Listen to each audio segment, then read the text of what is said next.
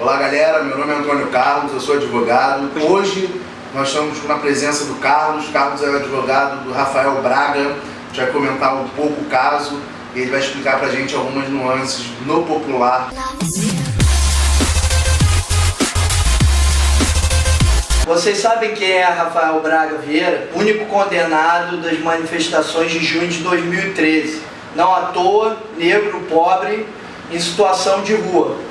Rafael foi condenado porque trazia consigo material de limpeza, mais precisamente pinho-sol. E pinho-sol que foi constatado que tinha em sua composição álcool, o que é muito estranho a forma. Enfim, de qualquer maneira, a perícia que levou à incriminação dele por posse de artefato explosivo incendiário atestou que o suposto artefato tinha mínima aptidão e ínfima possibilidade de funcionar, ou seja, tratava-se de um artefato fracassado.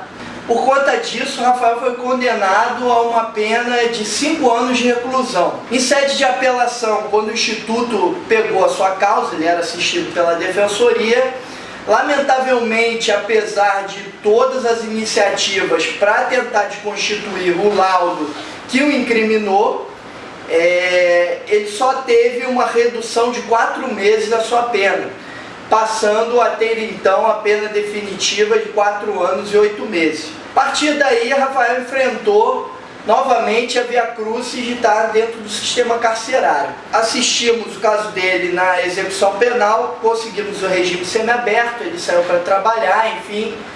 Depois de algum tempo e alguns incidentes, conseguiu galgar um posto ao regime aberto. E aí, a partir dali, ele foi monitorado com uma tornozeleira eletrônica.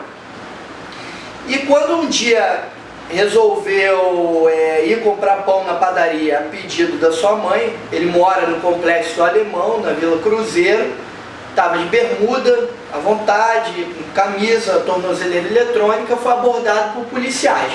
E os policiais queriam saber o porquê da tornozeleira, e ele falou que estava respondendo por manifestações.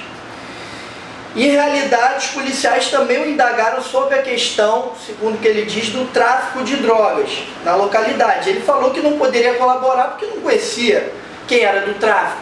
E aí os policiais, descontentes com aquela afirmativa dele, falaram: olha, se você não quer colaborar, você vai responder por isso. Tiraram, segundo a alegação dele, um rojão do saco, uma quantidade de drogas e falaram: olha, se você não colaborar, você vai ter isso na sua conta. Ele falou: mas eu não posso ajudar, não tenho como dizer para vocês algo sobre o tráfico.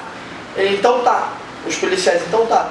Nesse momento, eles agridem Rafael, dão um soco e levam preso pela acusação que diziam que iam imputar ele. E ele é conduzido para a viatura e na viatura começa o show de horrores, né?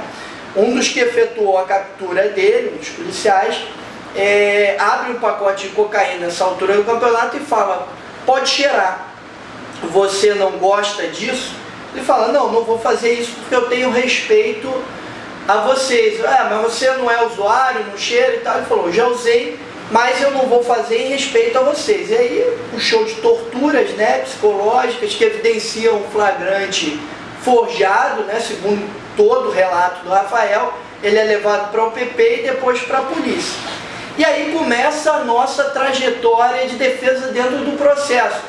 Nós queremos provar, primeiro, que é o que o relato do Rafael bem descreve: trata-se de um flagrante forjado. Segundo, a natureza da incriminação, ela é completamente desarrazoada por conta dessa primeira questão. É bom destacar que a quantidade de drogas que Rafael foi denunciado como traficante, como associado do tráfico, era de 9,3 gramas de cocaína e 0,6 de maconha. Ou seja, em realidade, trata-se de uma questão que, se fosse avaliada à luz de vários regulamentos de vários países no mundo, isso seria compatível com uma regularidade de uso.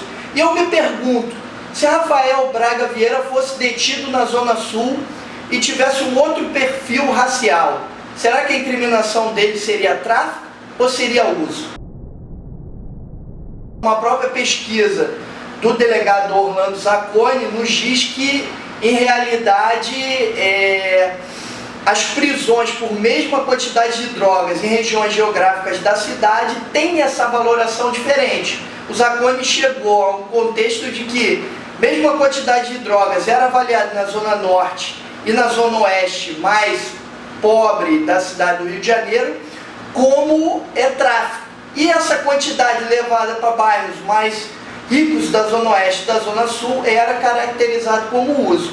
Enfrentamos o julgamento no qual os policiais se contradisseram o tempo todo e, não satisfeito com essa prova que não foi nada coerente, enfim, o juiz o condenou.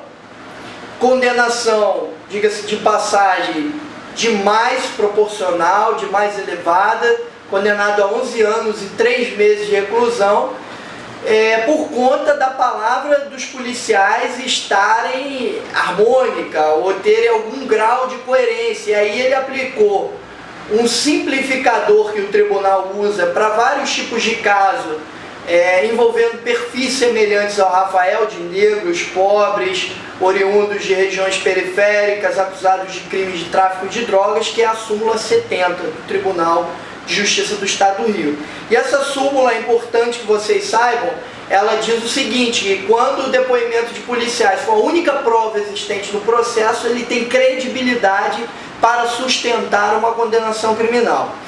E nesse sentido, o juiz encontrou um artifício forte para dizer que os depoimentos dos policiais eram uma ferramenta possível de sustentar uma condenação. Só que o processo tinha uma série de dificuldades. A primeira é que ele não descreve a questão da finalidade para o tráfico, se era um tráfico de natureza recreativa, qual era a natureza da mercancia, porque Rafael é preso com R$3 no bolso, que não evidencia nenhuma atividade de mercancia. A questão da associação para o tráfico é a acusação mais, vamos dizer, desarrazoada dentro do caso. Por quê? Porque Rafael foi preso sozinho, não se provou que Rafael estava no local vendendo por algum tempo essas drogas, ou seja, se ele tinha estabilidade e permanência com alguma associação criminosa. Muito pelo contrário, o fundamento da associação é que as drogas eram vendidas embaladas com o nome da facção do local. Ora, qualquer um que vá comprar droga na favela, compra elas acondicionadas com o nome da facção que domina o local. Isso não quer dizer que o usuário esteja associado ao tráfico. E nesse caso a justificativa foi muito precária para que tudo isso acontecesse. E não só isso, a questão da câmera da viatura que provaria a versão do flagrante forjado, que Rafael descreve com detalhes, a câmera da base da UPP que descaracterizaria a versão dos policiais de que ele foi levado direto para a delegacia, ele passou pela UPP, e uma série de questões, inclusive relacionadas à aplicação da pena. A pena foi demais elevada porque foi valorado a reincidência dele tanto na primeira fase da pena quanto na circunstância agravante, que no direito penal a reincidência ela é avaliada somente na segunda fase de aplicação da pena, ou seja, como circunstância agravante.